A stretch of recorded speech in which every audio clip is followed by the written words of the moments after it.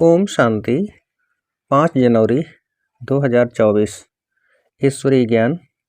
आज की मुरली। मीठे बच्चे, बाप समान रूहानी टीचर बनो। जो बाप से पढ़ा है वह दूसरों को भी पढ़ाओ। धारणा है तो किसको भी समझाकर दिखाओ। प्रश्न: किस बात में बाबा को अटल निश्चय है? बच्चों को भी उसमें अटल बनना है। उत्तर: बाबा को ड्रामा पर अटल निश्चय है। बाबा कहेंगे, जो पास्ट हुआ ड्रामा, कल्प पहले जो किया था वही करेंगे। ड्रामा तुम्हें ऊपर नीचे नहीं करने देगा, परंतु अभी तक बच्चों की अवस्था ऐसी बनी नहीं है, इसलिए मुख से निकलता, ऐसे होता तो ऐसा करते, पता होता तो यह नहीं करते। बाबा कहते, बीती को चितो नहीं, आगे के लिए पुरुषार्थ करो कि ऐसी कोई भूल फिर से न हो। ओम शांति। रूहानी बाप रूहानी बच्चों को बैठ समझाते हैं।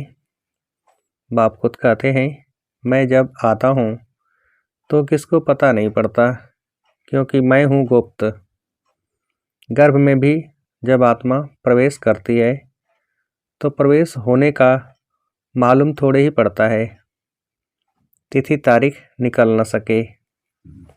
जब गर्भ से बाहर निकलती है तब वह तिथि तारीख निकलती है। तो बाबा की प्रवेशता की तिथि तारीख का भी पता नहीं लगता। कब प्रवेश किया, कब रथ में पधारे, कुछ पता नहीं पड़ता।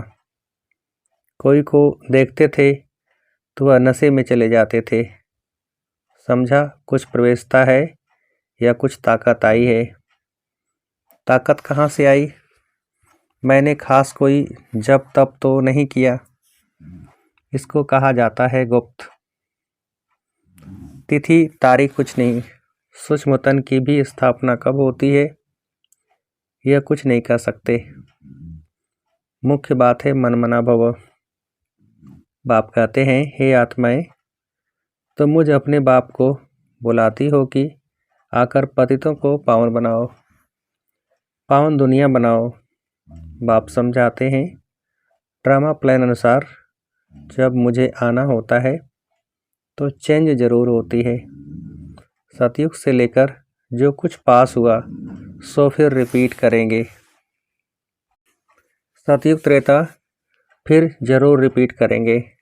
सेकंड सेकंड पास होता जाता है, संबत भी पास होता जाता है। कहते हैं, सतयुग पास्ट हुआ, देखा तो नहीं।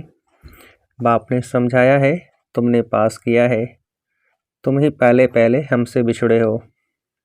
तो इस पर गौर करना है, कैसे हमने 84 जन्म लिए हैं जो फिर हुबहू लेने पड़ेंगे, अर्थात दुख और सुख का पार्ट बजाना पड़ेगा। सतयुग में होता है सुख, जब मकान पूरा होता है तो कहाँ से छत बहती है, कहाँ से कुछ होता रहता है, तो फुरना हो जाता है कि इसकी मरम्मत करनी है। जब बहुत पुराना हो जाता है तो समझा जाता है यह मकान रहने लायक नहीं है। नई दुनिया के लिए ऐसे नहीं कहेंगे, अब तुम नई दुनिया में चलने के लायक बनते हो। हर चीज़ पहले नई फिर पुरानी होती है। अब तुम बच्चों को यह ख्याल में आता है और कोई तो इन बातों को समझ न सके। गीता रामायण आदि सुनाते रहते हैं, उसमें ही बिजी रहते हैं। हम भी इन्हीं धंधों में बिजी थे। अब बाप ने कितना समझदार बनाया है। बाबा कहते हैं, बच्चे, अब यह पुरानी दुनिया खत्म होने वाली है, अब नई दुनिया में चलना है। ऐसे भी नहीं सब चलेंगे, सब मुक्ति धाम में बैठ जाए, यह भी कायदा नहीं है। प्रलय हो जाए, तुम जानते हो यह पुरानी दुनिया और नई दुनिया का बहुत ही कल्याणकारी संगम युग है। अब चेंज होनी है, फिर शांति धाम में जाएंगे। वहाँ सुख के भासना की भी कोई बात नहीं। गायन है, यज्ञ में विघ्न पड़े सो तो पढ़ते रहते हैं, कल्प के बाद भी पढ़ते रहेंगे। तुम अब पक्के हो गए हो। यह स्थापना विनाश का कोई छोटा काम नहीं है। विघ्न किस बात में पड़ते हैं? बाप कहते हैं काम महाशत्रु है, इस पर ही अत्याचार होते हैं। द्रौपदी की भी बात है ना, ब्रह्मचर्य पर ही सारी खिटपिट है। सतो प्रधान से तमो प्रधान बनना है जरूर, सीढ़ी उतरनी है, पुरानी दुनिया होनी है जरूर। इन सब बातों को तुम ही समझते हो और सिमरण भी करते हो और पढ़कर पढ़ाना भी है। टीचर बनना है जरूर, नॉलेज बुद्धि में है, तब पढ़कर टीचर बनते हैं। फिर टीचर से जो सीखकर होशियार होते हैं तो गवर्नमेंट उनको पास करती है। तुम भी टीचर हो, बाप ने तुमको टीचर बनाया है। एक टीचर क्या कर सकते हैं? तुम सब हो रूहानी टीचर, तो बुद्धि में नॉलेज होनी चाहिए। ज्ञान तो बिल्कुल एक्यूरेट है मनुष्य से देवता बनने का। अभी जितना तुम बच्चे बाप को याद करते हो तो लाइट आती रहती है। मनुष्यों को साक्षात्कार होता रहेगा, क्योंकि आत्मा प्योर बनेगी ही याद से। फिर किसको साक्षात्कार भी हो सकता है? बाप मददगार भी बैठा है। बाप हमेशा बच्चों का मददगार है, पढ़ाई में नंबरवार है। हर एक अपनी बुद्धि से समझ सकते हैं मेरे में कितनी धारणा है। अगर धारणा है तो किसको समझा कर दिखाओ। यह है धन, धन देते नहीं तो कोई मानेंगे भी नहीं कि इनके पास धन है। धन दान करेंगे तो महादानी कहेंगे। महारथी महावीर बात एक ही है, सब एक जैसे तो हो न सके। तुम्हारे पास कितने आते हैं, एक एक से बैठ माथा मारना होता है क्या? वो लोग अखबार द्वारा बहुत बातें सुनते हैं तो बहुत चमकते हैं, फिर जब तुम्हारे पास आकर सुनते हैं तो कहते हैं हमने परमत पर क्या किया, यहाँ तो बहुत अच्छा है। एक एक को ठीक करने में मेहनत लगती है, यहाँ भी कितनी मेहनत लगी है। फिर भी कोई महारथी, कोई घोड़े सवार, कोई प्यादा, यह ड्रामा में पार्ट है। यह तो समझते हो आखिरी जीत तुम्हारी होनी है। जो कल पहले बने थे वही बनेंगे। पुरुषार्थ तो बच्चों को करना ही है। बाप राय देते हैं, समझाने की कोशिश करो। पहले तो शिव बाबा के मंदिर में जाकर सर्विस करो। तुम पूछ सकते हो यह कौन है, इस पर क्यों पानी चढ़ाते हैं? तुम अच्छी तरह जानते हो। कहते हैं गई टांडे पर, यानी कि आग लेने, और मालिक होकर बैठ गई। यह दृष्टांत भी तुम्हारा ही है। तुम जाते हो जगाने के लिए, तुमको निमंत्रण देकर बुलाते हैं, तो ऐसा निमंत्रण आए तो खुशी होनी चाहिए। काशी याद में बड़े बड़े टाइटल देते हैं, भक्ति में कितने ढेर मंदिर हैं, यह भी एक धंधा है। कोई अच्छी स्त्री देखी तो उनको गीता कंठ कराए आगे कर देते हैं, फिर जो कमाई होती है वह मिल जाती है कुछ भी नहीं। रिद्धि सिद्धि बहुत सीखते हैं, ऐसे स्थानों पर जाना चाहिए। तुम बच्चों को कभी शास्त्रार्थ नहीं करना चाहिए, तुमको तो जाकर बाप का परिचय देना है। मुक्ति जीवन मुक्तिदाता एक है, उनकी महिमा करनी है। वह कहते हैं अपने को आत्मा समझ मुझे याद करो। बाकी मनमना भव का अर्थ यह नहीं है कि गंगा में जाकर स्नान करो। मामेकम का अर्थ है मुझ एक को याद करो। मैं प्रतिज्ञा करता हूँ मैं तुमको सब पापों से मुक्त करूँगा।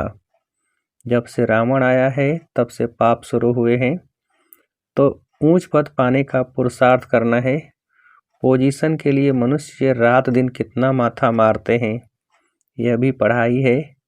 इसमें कोई किताब आदि उठाने की बात नहीं है। 84 का चक्र तो बुद्धि में आ गया है, कोई बड़ी बात नहीं है। एक एक जन्म की डिटेल थोड़े ही बताते हैं। 84 जन्म पूरे हुए, अब हम आत्माओं को वापस घर जाना है। आत्मा जो पतित बनी है उनको पावन जरूर बनना है। सबको यही कहते रहो, मामी कम याद करो। बच्चे कहते हैं बाबा योग में नहीं रह सकते। अरे तुमको सम्मुख कह रहा हूँ, मुझे याद करो। फिर योग अक्षर तुम क्यों कहते हो? योग कहने से ही तुम भूलते भी हो। बाप को याद कौन नहीं कर सकता? लौकिक माँ बाप को कैसे याद करते हो? यह भी माँ बाप है ना। यह भी पढ़ते हैं, सरस्वती भी पढ़ती है। पढ़ाने वाला एक बाप ही है। तुम जितना पढ़ते हो फिर औरों को समझाते हो। बाप कहते हैं बच्चे शास्त्र पढ़ने जप तप करने से मुझे प्राप्त नहीं कर सकते हो, बाकी फायदा क्या है? सीढ़ी तो उतरते ही आते हो। तुम्हारा कोई दुश्मन नहीं, फिर भी तुमको समझाना है जरूर कि पाप और पुण्य कैसे जमा होता है। रावण राज्य के बाद ही तुमने पाप करना शुरू किया है। ऐसे भी बच्चे हैं जिनको नई दुनिया पुरानी दुनिया क्या है यह भी समझाने नहीं आता है। अब बाप कहते हैं कि बेहद के बाप को याद करो, वही पतित पावन है। बाकी तुमको कहाँ भी जाने की जरूरत नहीं है। भक्ति मार्ग में सदैव पैर घर से बाहर निकलता था। पति स्त्री को कहते हैं श्री कृष्ण का चित्र घर में भी है, फिर बाहर क्यों जाती हो? क्या फर्क है?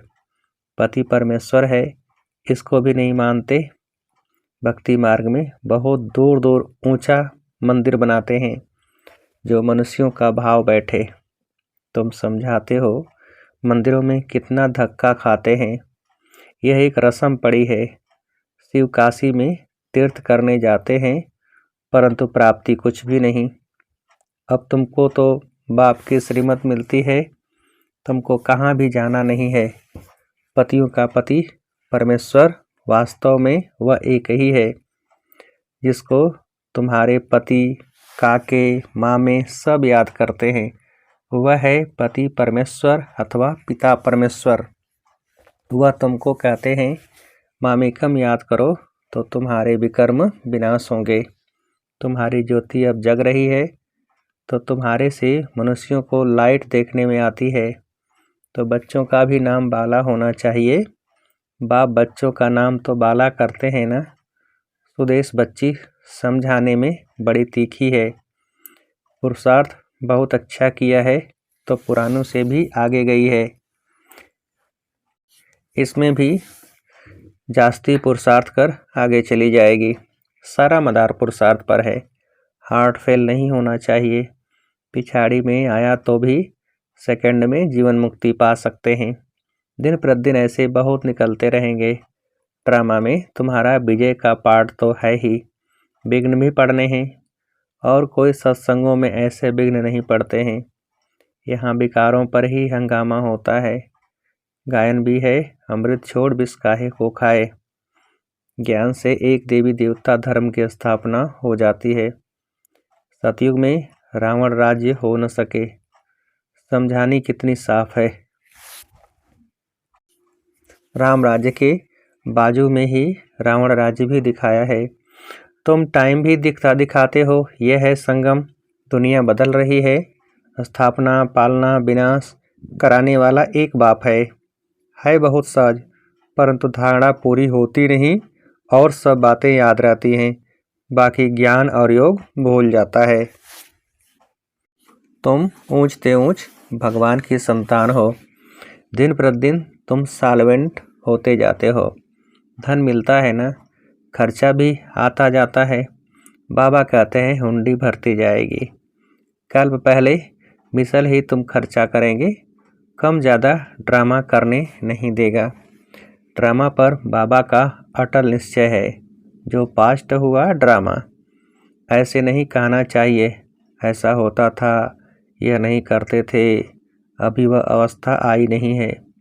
कुछ न कुछ मुख से निकल जाता है, फिर फील होता है। बाबा कहते हैं बीती को चितो नहीं, आगे के लिए पुरुषार्थ करो कि ऐसी भूल फिर न हो। इसलिए बाबा कहते हैं चार्ट लिखो, इसमें बहुत कल्याण है। बाबा ने एक को देखा, सारी जीवन कहानी लिख रहे थे। समझते हैं बच्चे सीखेंगे, यहाँ फिर श्रीमत पर चलने में ही कल्याण है। यहाँ झूठ भी चल न सके। नारद का मिसाल, चार्ट से फायदा बहुत है। बाबा फरमान करते हैं तो बच्चों को फरमान पर चलना चाहिए। अच्छा, मीठे मीठे सिकिलदे बच्चों प्रति माता पिता बाप दादा का याद प्यार और गुड मॉर्निंग। रूहानी बाप की रूहानी बच्चों को नमस्ते। हम रूहानी बच्चों की रूहानी बाप को नमस्ते। धारणा के लिए मुख्य सार, पहली पॉइंट, ज्ञान धारण कर दूसरों को समझाना है। ज्ञान धन दान करके महादानी बनना है। किसी से भी शास्त्रार्थ न कर बाप का सत्य परिचय देना है। दूसरी पॉइंट, तुम्हें बीती बातों का चिंतन नहीं करना है, ऐसा पुरुषार्थ करना है जो फिर कभी भूल न हो। अपना सच्चा सच्चा चार्ट रखना है। वरदान, योग द्वारा ऊंची स्थिति का अनुभव करने वाले डबल लाइट फरिश्ता भव। विस्तार, आप राजयोगी बच्चे योग में ऊंची स्थिति का अनुभव करते हो। हठ योगी फिर शरीर को ऊंचा उठाते हैं। आप कहाँ भी रहते ऊंची स्थिति में रहते हो, इसलिए कहते योगी ऊंचा रहते हैं। आपके मन की स्थिति का स्थान ऊंचा है, क्योंकि डबल लाइट बन गए। वैसे भी कहा जाता है कि फरिश्तों के पांव धरनी पर नहीं होते। फरिश्ता अर्थात जिसका बुद्धि रूपी पांव धरती पर न हो, देह भान में न हो, पुरानी दुनिया से कोई लगाव न हो। स्लोगन, अभी दुआओं के खाते को संपन्न बना लो तो आपके चित्रों द्वारा सबको अनेक जन्म दुआएं मिलती रहेंगी। अभी दुआओं के खाते को संपन्न बना लो तो आपके चित्रों द्वारा सबको अनेक जन्म दुआएं मिलती रहेंगी। अच्छा, ओम शांति।